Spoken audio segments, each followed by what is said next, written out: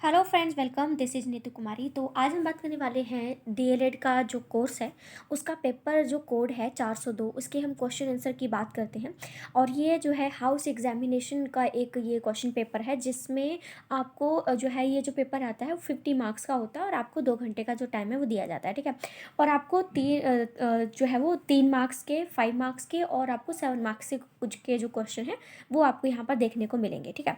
तो बाकी इसके जो हमारे फाइनल होते हैं जब होंगे मैं तब उस वक्त वीडियो अपलोड करूँगी। बाकी अभी हमारे हाउस एग्जामिनेशन चल रहे हैं तो साथ साथ मैंने आपको ये क्वेश्चन पेपर भी डाल दिया, ठीक है।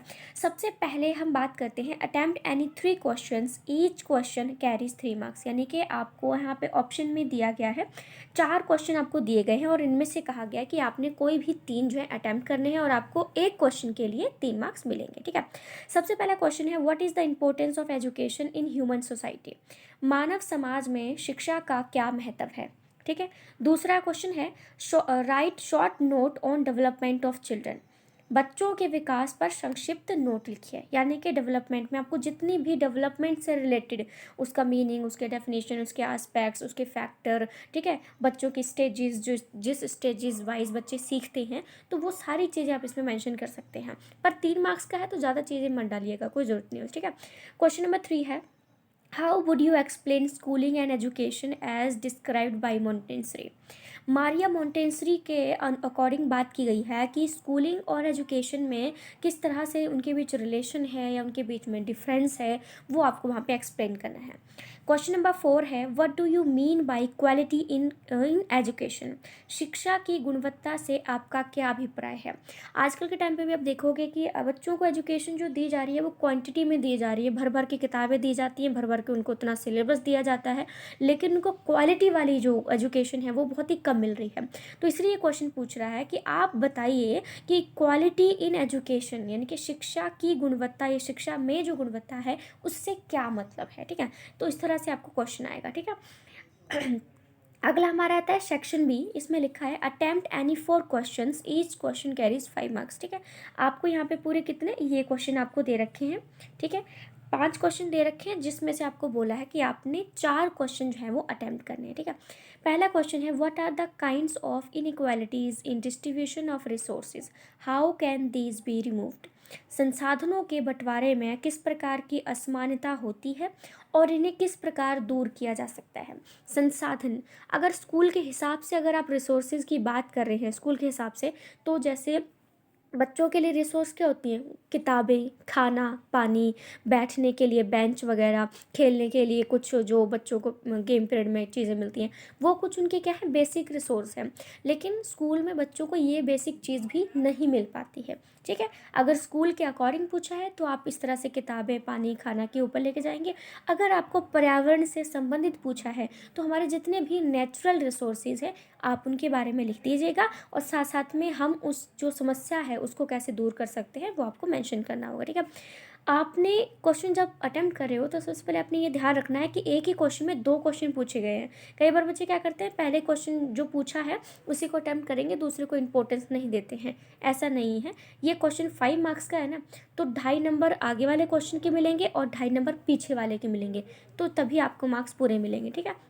नेक्स्ट क्वेश्चन है, what are the educational aims related to individual and society in modern India. Bharat में आधुनिक समय में व्यक्ति तथा समाज से संबंधित शैक्षिक उद्देश्य कौन कौन से हैं। क्योंकि हम एजुकेशन के बहुत सारे एम हमारे होते हैं, लेकिन इंडिविजुअल और सोसाइटी के अकॉर्डिंग किस प्रकार से हमारे शिक्षा के उद्देश्य हैं उस तरह से आपको जो है लिखना पड़ेगा। क्वेश्चन नंबर 7 है, discuss the educational philosophy of Montessori. यानी कि जो मोंटेंसरी है वो शिक्षा के बारे में क्या कहती हैं, इनके बारे में जो कुछ भी आपको पता है आप इसमें जो है वो मेंशन कर दीजिएगा, ठीक है। ठीक है, उसके बाद हम बात करते हैं, how can education be helpful in bring social change describe. किस प्रकार से जो शिक्षा है वो सामाजिक परिवर्तन में जो है वो सहायक होती है, ठीक है। तो आप इस तरह से क्वेश्चन को बताओगे कि किस प्रकार से जो एजुकेशन है वो सामाजिक परिवर्तन लाने में हमारी मदद करती है। जैसे मैं कुछ बेसिक पॉइंट बताती हूँ कि जब एजुकेटेड हम हो जाते हैं तो हमारे समाज में से जो सामाजिक कुरीतियाँ हैं, जैसे कि सती प्रथा है, बाल विवाह है, ठीक है, विधवा पुनर्विवाह ना करने देना, ठीक है, तो ये कुछ चीज़ें हैं हमारे समाज से ख़त्म हो जाती हैं। सोशल चेंज में हमारी क्या बोलते हैं, एजुकेशन के एरिया में भी कितने सारे चेंजेस आए हैं।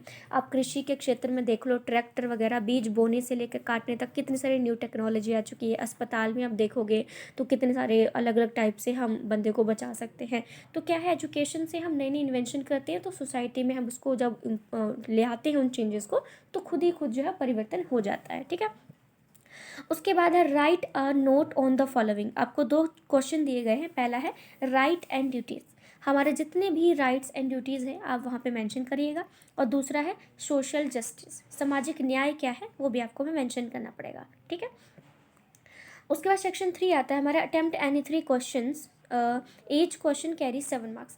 यानी कि यहाँ पर आपको 4 क्वेश्चन दिए गए हैं जिसमें से आपको 3 क्वेश्चन अटेम्प्ट करने हैं और हर एक क्वेश्चन के लिए आपको 7 नंबर मिलेंगे।